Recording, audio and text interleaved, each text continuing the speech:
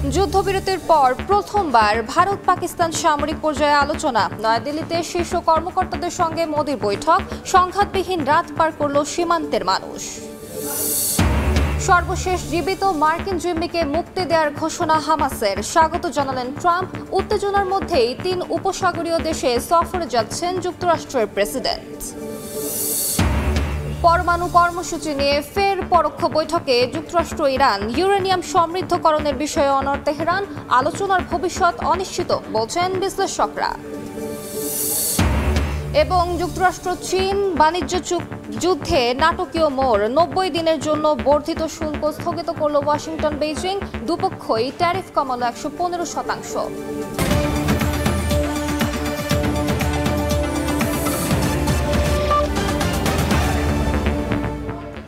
আন্তর্জাতিক সময়ের সঙ্গে আছি আমি আলিশা ইসলাম। ভারত পাকিস্তান যুদ্ধবিরতির পর প্রথমবার 2 দেশের সামরিক পর্যায়ে আলোচনার খবর প্রকাশ করেছে এনডিটিভি। এর আগে প্রতিরক্ষা মন্ত্রী রাজনাথ সিং 3 বাহিনীর প্রধান সহ ভারতের শীর্ষ কর্মকর্তাদের সঙ্গে জরুরি বৈঠক করেন প্রধানমন্ত্রী নরেন্দ্র মোদী। অস্ত্রবিরতির পর 2 দেশের স্বাভাবিক হতে শুরু করেছে পরিস্থিতি। গোলাগুলির আওয়াজ আর বিস্ফোরণের শব্দে 4 দিন ধরে নির্ঘুম রাত পার করার পর স্বস্তি ফিরতে শুরু করেছে কাশ্মীর সীমান্তে। অবশেষে দুশ্চিন্তা মুক্ত হয়ে শান্তিতে রাত কাটিয়েছেন সীমান্তের বাসিন্দারা। খুলতে শুরু করেছে দোকানপাট, আবারও জমে উঠতে শুরু করেছে ব্যবসা বাণিজ্য।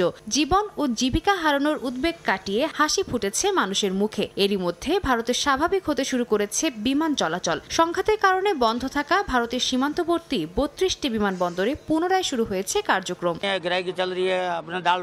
বাজার খুলে গেছে, আবারও ব্যবসায় বসতে শুরু করেছি আমরা। উপার্জনও হতে শুরু করেছে। এত গমগমে বাজার দেখেই আমার মন আনন্দে ভরে উঠছে। মার্কিন প্রেসিডেন্ট ডোনাল্ড ট্রাম্পের মধ্যস্থতায় যুদ্ধবিরতি ঘোষণার পর এবার 2 দেশের মধ্যে শুরু হয়েছে আলোচনা। সোমবার ভারতীয় সংবাদ মাধ্যম এনডিটিভির এক প্রতিবেদনে বলা হয়, সামরিক বাহিনীর অপারেশনস বিভাগের মহাপরিচালক পর্যায়ের আলোচনা করেছে ভারত ও পাকিস্তান। এ সময় পরিস্থিতি নিয়ন্ত্রণে পরবর্তী পদক্ষেপ কি হতে চলেছে সে বিষয়ে 2 পারমাণবিক শক্তিধর দেশের মধ্যে আলোচনা হয়। এর আগে প্রতিরক্ষা মন্ত্রী Rajnath Singh, chief of defence staff এবং ভারতের 3 বাহিনীর প্রধানের সঙ্গে জরুরি বৈঠক করেন প্রধানমন্ত্রী নরেন্দ্র মোদী। তবে উচ্চ পর্যায়ের বৈঠকের বিস্তারিত কিছু প্রকাশ করা হয়নি। এমন পরিস্থিতির মধ্যেই পাকিস্তান দাবি করেছে শনিবার তারা 26টি ভারতীয় সামরিক স্থাপনায় আক্রমণ চালানোয় সফল হয়েছে। পাশাপাশি ভারতের 84টি ড্রোন ধ্বংসের দাবি করা হয়। রোববার এক প্রেস ব্রিফিংয়ে পাকিস্তানের আইএসপিআর প্রধান লেফটেন্যান্ট জেনারেল আহমেদ শরীফ চৌধুরী বলেন, তারা কখনোই যুদ্ধবিরতি চাননি, বরং ইসলামাবাদের আক্রমণে কাবু হয়ে নয়াদিল্লি প্রথম যুদ্ধবিরতির দাবি করে। ভারতের বিরুদ্ধে প্রতিশোধ নেয়ার পর আন্তর্জাতিক চাপের কারণে পাকিস্তান এই চুক্তিতে সম্মতি জানায় বলেও দাবি করেন তিনি। যদিও গত কয়েকদিনের পাল্টাপাল্টি হামলায় পাকিস্তান সেনাবাহিনীর কমপক্ষে 35 থেকে 40 জন সেনা নিহত হয়েছে বলে পাল্টা দাবি করেছে ভারত। সাদিয়া তাসনিম, সময় সংবাদ। পাকিস্তানে আলাদা 2টি ঘটনায় নিহত হলেন 4 পুলিশ সদস্য, আহত অন্তত 2 জন। দেশটির খাইবার পাখতুনখোয়ার পেশোয়ারে পুলিশের মোবাইল টিমকে টার্গেট করে স্থানীয় সময় রোববার আত্মঘাতী হামলা চালায় জঙ্গিরা। বিস্ফোরণে ঘটনাস্থলে নিহত হন একজন সাব ইন্সপেক্টর সহ 3 পুলিশ সদস্য। পেশোয়ারের ক্যাপিটাল সিটি পুলিশ জানায়, এটি ছিল পরিকল্পিত আত্মঘাতী হামলা।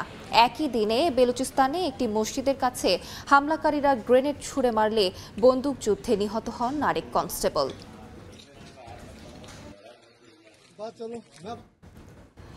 শেষ জীবিত মার্কিন জিম্মিকে মুক্তি দেওয়ার ঘোষণা দিয়েছে হামাস।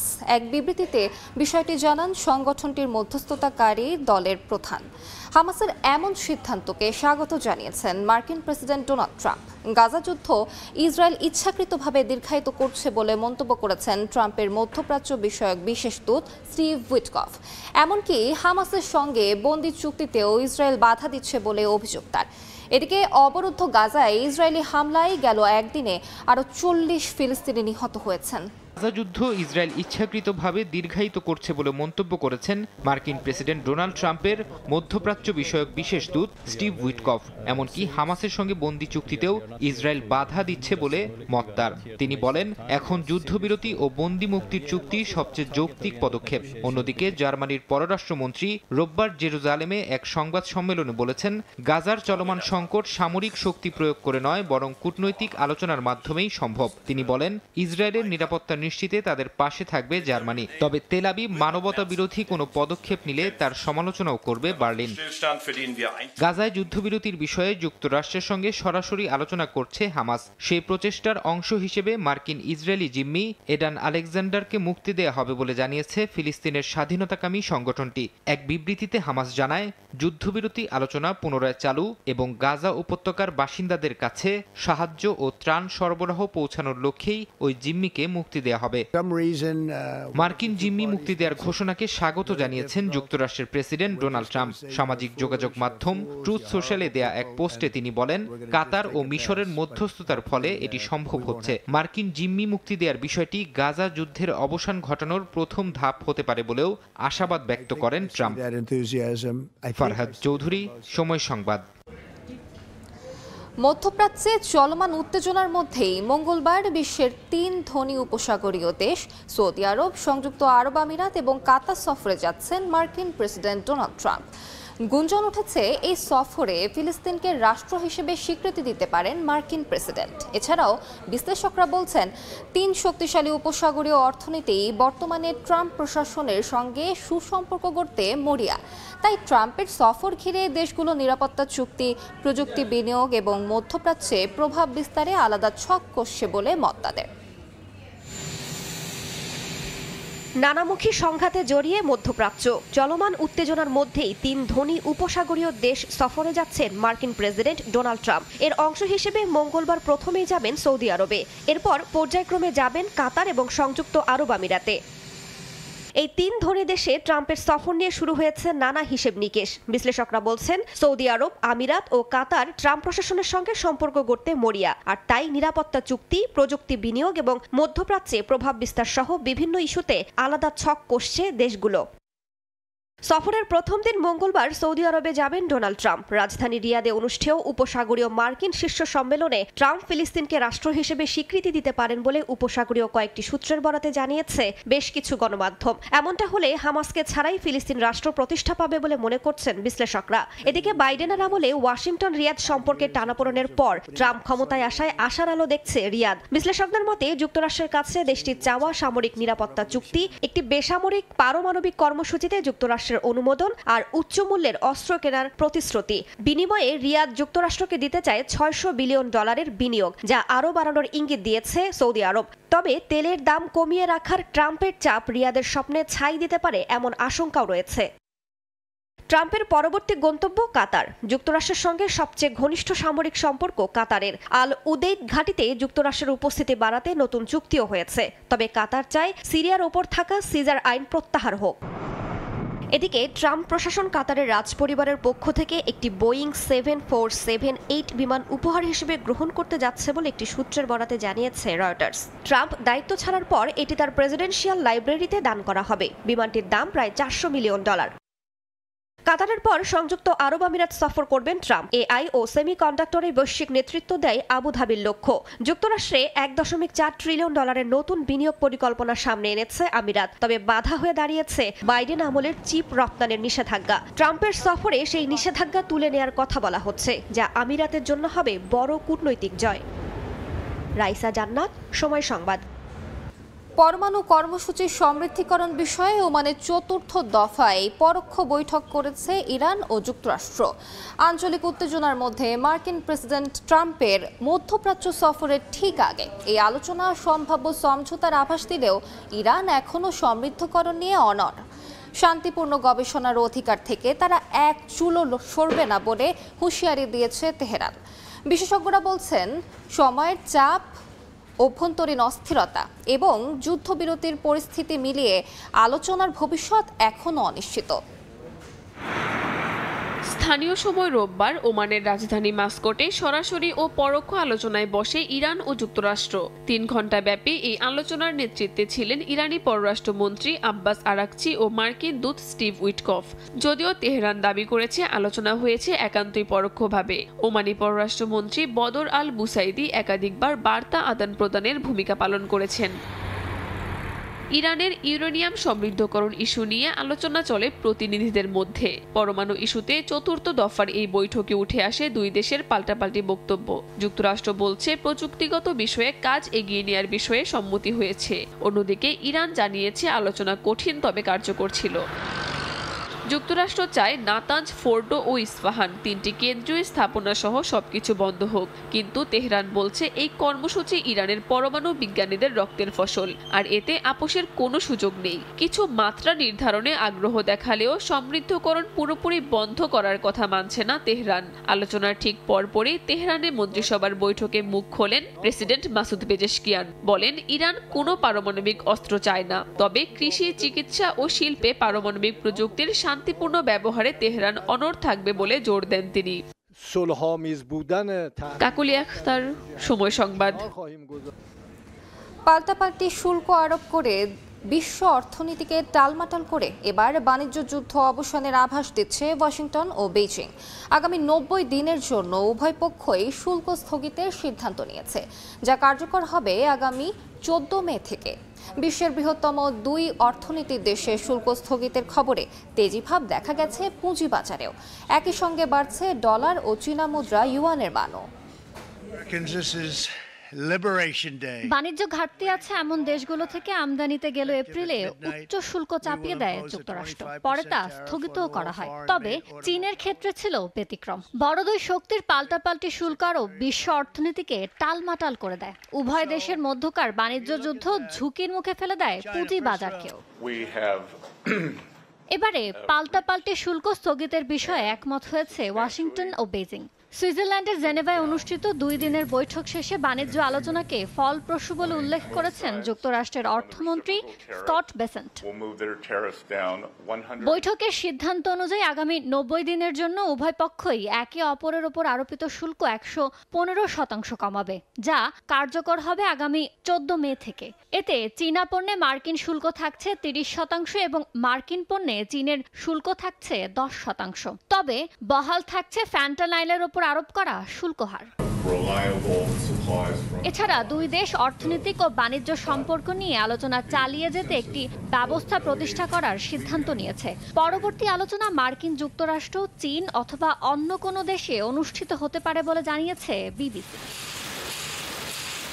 বাণিজ্য যুদ্ধের পারদ নেমে আসায় মার্কিন ডলার ও চীনা মুদ্রা ইয়েনের দরে তেজি ভাব ফিরে এসেছে। প্রায় 3% বেড়েছে জ্বালানি তেলের দামও। ঊর্ধ্বমুখী প্রবণতায় এশিয়া সহ বিভিন্ন দেশের পুঁজি বাজারে। ইয়ানুর শিফাত, সময় সংবাদ। রুশ প্রেসিডেন্ট ভ্লাদিমির পুতিনের সরাসরি আলোচনায় বসার প্রস্তাবে সম্মতি জানিয়েছেন ইউক্রেনীয় প্রেসিডেন্ট ভলোদিমির জেলেনস্কি। তবে বৈঠকের আগেই যুদ্ধবিরতি ঘোষণার দাবি জানিয়েছেন তিনি। দুই দেশের এই সিদ্ধান্তকে সাধুবাদ জানিয়েছেন মার্কিন প্রেসিডেন্ট ডোনাল্ড ট্রাম্প। এর আগে রোববার প্রথমবারের মতো জেলেনস্কিকে সরাসরি আলোচনার প্রস্তাব দেন পুতিন। আগামী বৃহস্পতিবার তুরস্কের ইস্তাম্বুলে স্থায়ী শান্তি প্রতিষ্ঠার লক্ষ্যে আলোচনা হতে পারে বলে জানান তিনি। হাল ছাড়তে চলেছিলেন মার্কিন প্রেসিডেন্ট ডোনাল্ড ট্রাম্পও। এমনই মুহূর্তে ইউক্রেনের প্রেসিডেন্ট ভলোদিমির জেলেনস্কিকে সরাসরি আলোচনার প্রস্তাব দিয়েছেন রুশ প্রেসিডেন্ট ভ্লাদিমির পুতিন। স্থানীয় সময় রোববার এক সংবাদ সম্মেলনে তিনি বলেন, আগামী 15 মে বৃহস্পতিবার ইস্তাম্বুলে এই আলোচনা অনুষ্ঠিত হতে পারে। এর লক্ষ্য হবে সংঘাতের মূল কারণগুলো দূর করা এবং দীর্ঘস্থায়ী শান্তি প্রতিষ্ঠা করা। এ বিষয়ে তুরস্কের প্রেসিডেন্ট রিসেপ তাইপ এরদোয়ানের সঙ্গে কথা বলবেন বলেও জানান পুতিন। পুতিনের এই প্রস্তাবে সম্মতি জানিয়েছেন ইউক্রেনীয় প্রেসিডেন্ট ভলোদিমির জেলেনস্কি। তবে আলোচনায় বসার আগেই যুদ্ধবিরতির দাবি জানান তিনি। বলেন, হত্যা অব্যাহত রেখে আলোচনায় বসা অর্থহীন, তাই বৈঠক শুরুর আগেই সোমবার থেকে যুদ্ধবিরতি ঘোষণার দাবি জানিয়েছেন তিনি। দুই দেশের এই সিদ্ধান্তকে সাধুবাদ জানিয়েছেন মার্কিন প্রেসিডেন্ট ডোনাল্ড ট্রাম্প।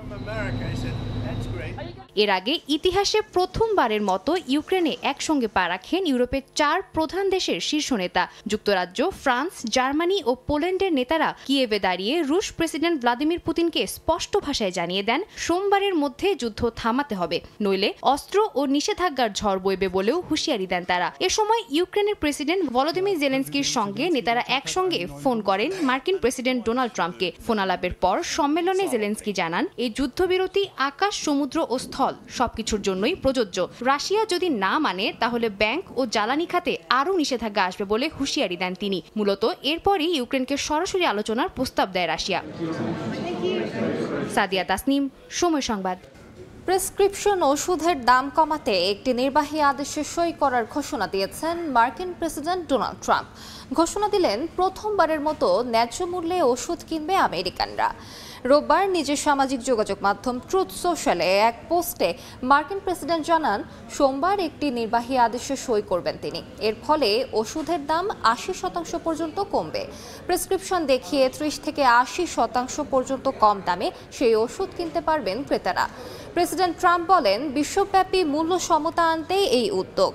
হোয়াইট হাউসের সঙ্গে যোগাযোগ রাখা 4 জন ওষুধ কোম্পানির কর্মকর্তা জানান, এই আদেশ মূলত মেডিকেয়ার প্রোগ্রামকে ঘিরেই হতে পারে।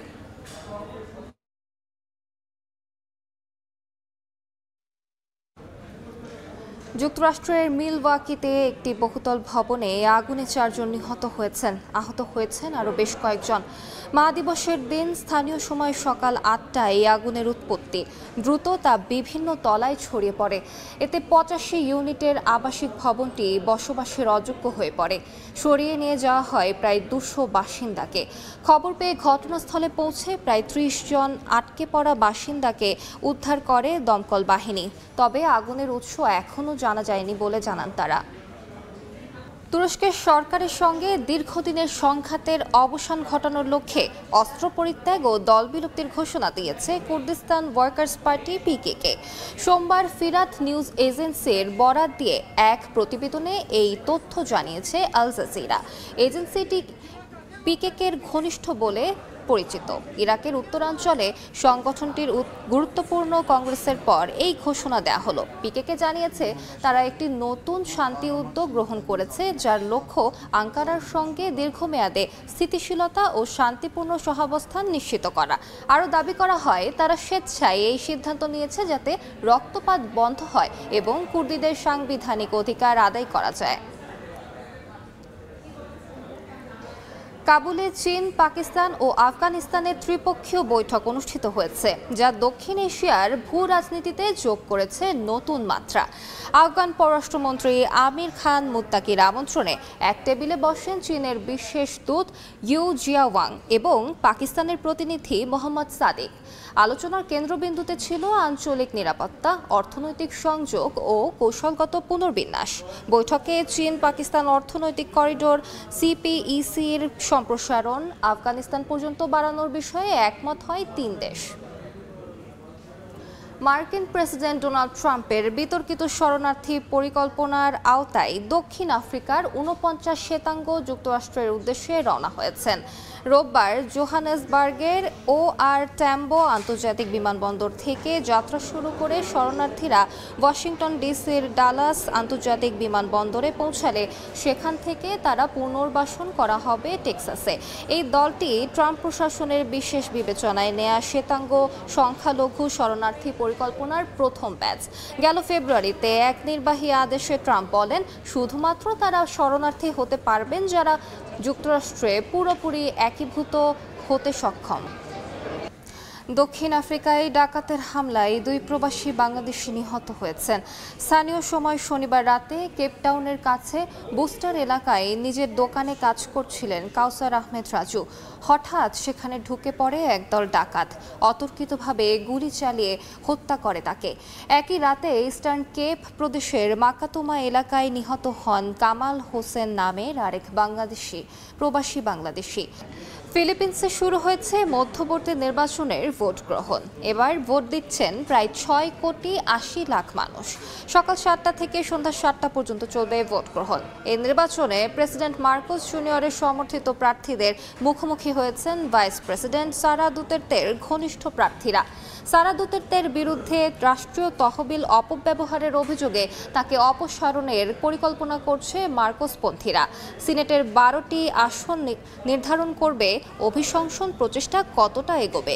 তবে পর্যবেক্ষকরা বলছেন ফিলিপিন্সের সিনেটররা রাজনৈতিক আনুগত্য থেকে নয় বরং জনমত দেখে ভোট দেবেন। আন্তর্জাতিক সময়ের শীর্ষ সংবাদ জানিয়ে দিচ্ছি আরেকবার। অস্ত্রবিরতির পর প্রথমবার ভারত পাকিস্তান সামরিক পর্যায়ে আলোচনা। নয়াদিল্লিতে শীর্ষ কর্মকর্তাদের সঙ্গে বৈঠক মোদির। সংঘাতবিহীন রাত পার করল সীমান্তের মানুষ। সর্বশেষ জীবিত মার্কিন জিম্মিকে মুক্তি দেওয়ার ঘোষণা হামাসের। স্বাগত জানালেন ট্রাম্প। উত্তেজনার মধ্যেই 3 উপসাগরীয় দেশে সফরে যাচ্ছেন যুক্তরাষ্ট্রের প্রেসিডেন্ট।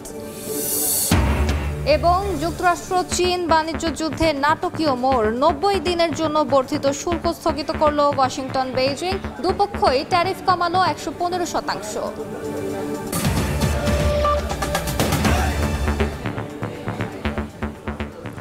এ ছিল আন্তর্জাতিক সময়। সঙ্গে থাকুন সময়ের।